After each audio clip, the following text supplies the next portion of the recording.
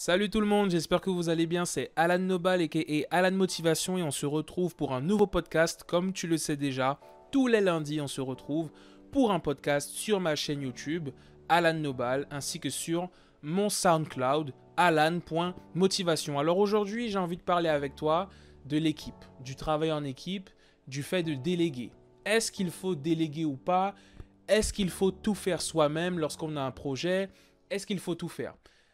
Ça va faire maintenant 2 ans, ouais, ça fait même 2 ans déjà que je publie du contenu sur les réseaux sociaux et que je développe mon projet autour du développement personnel et de la motivation. Et je peux te dire que sincèrement, c'est très important de déléguer. C'est pas évident au début et tu sais, j'aime tout faire. Je fais du montage vidéo, le logo de ma marque, je l'ai créé moi-même. J'ai appris à utiliser Illustrator pour le faire. Alors, les vidéos, j'ai appris à me faire du montage vidéo pour monter mes vidéos. Je me filme moi-même. Vraiment, je suis dans une dynamique où j'ai envie de tout faire moi-même. Publier aussi, moi-même être la personne qui publie, qui écrit les descriptions, qui fait tout. J'ai vraiment envie de tout faire. Sauf qu'à un moment donné, je me suis rendu compte que je ne pouvais pas tout faire. Et tu vas te rendre compte aussi à un moment que si tu veux être réellement productif, et surtout si tu ne veux pas faire quelque part, si tu ne veux pas être surchargé, surtout, à un moment, il faut déléguer. Comment tu te sens par rapport au fait de déléguer?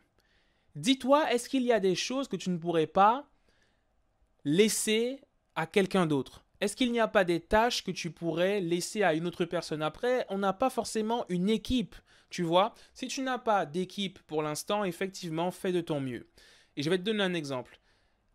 En ce moment, je travaille un peu seul.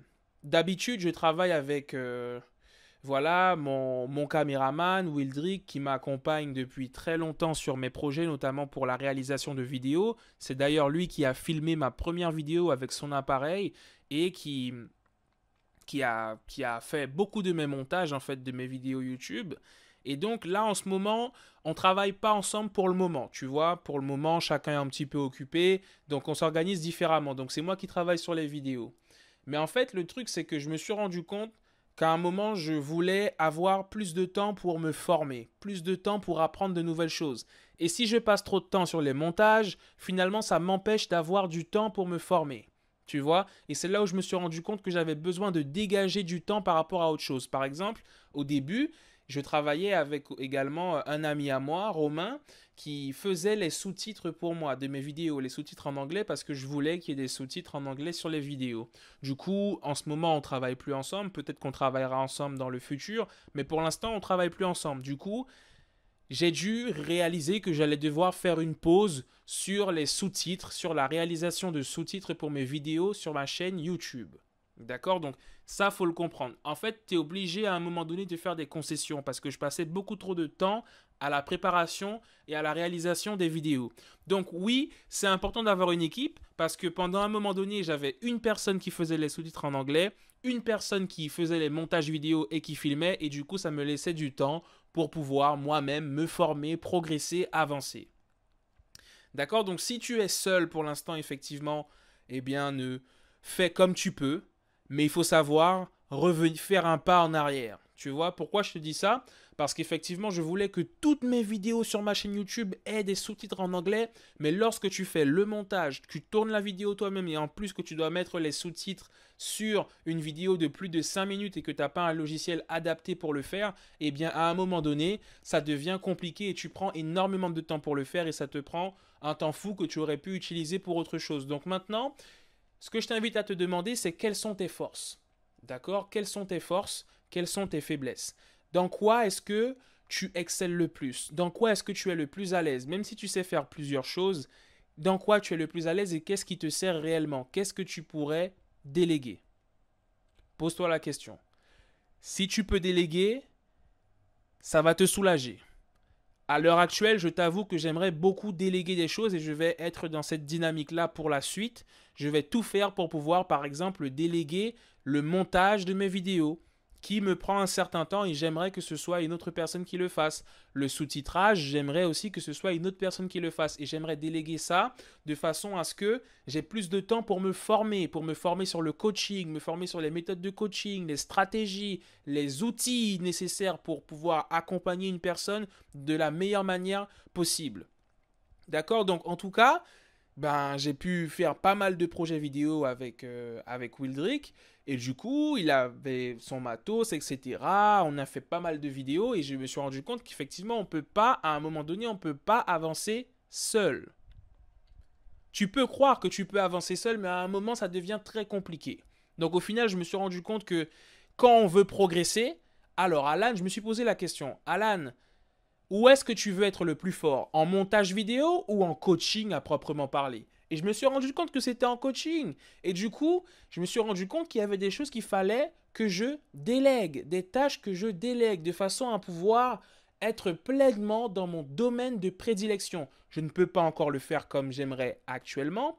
Je ne peux pas encore déléguer comme j'aimerais, mais je suis dans cette démarche-là et je sais que ça devient indispensable lorsqu'on veut aller plus loin dans sa démarche. Et d'ailleurs, je me souviens d'une personne qui avait demandé sur Twitter, est-ce qu'on était un vrai YouTuber quand on faisait pas ses montages vidéo, quand on tournait pas ses vidéos soi-même?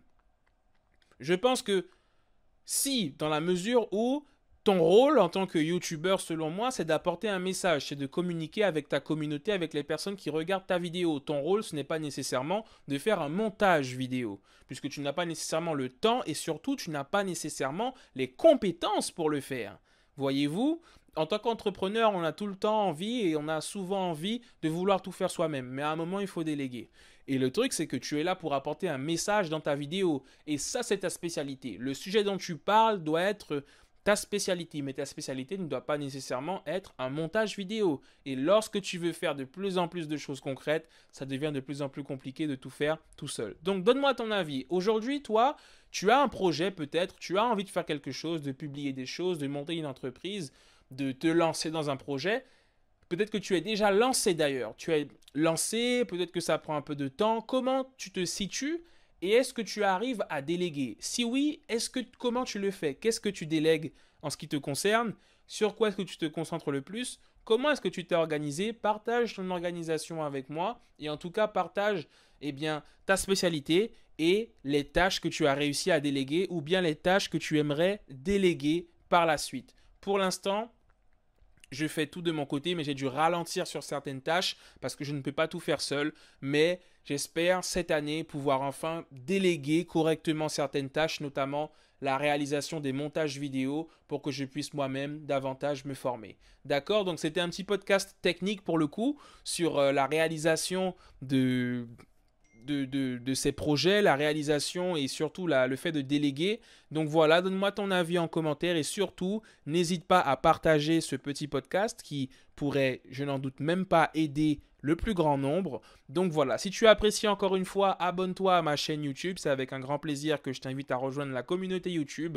Alan Nobal, tu me trouveras sur YouTube et aussi à me rejoindre sur SoundCloud. Et d'ailleurs, juste pour te le dire au cas où tu ne le saurais pas, les podcasts sont également disponibles sur Apple Podcasts, d'accord? Alan Motivation ou Alan Nobal, tu tapes, tu trouveras les podcasts également disponibles. Donc, pour que tu puisses les écouter en toute sérénité et dans le calme, comme tu kiffes, en fait, tu les écoutes sur la plateforme que tu préfères.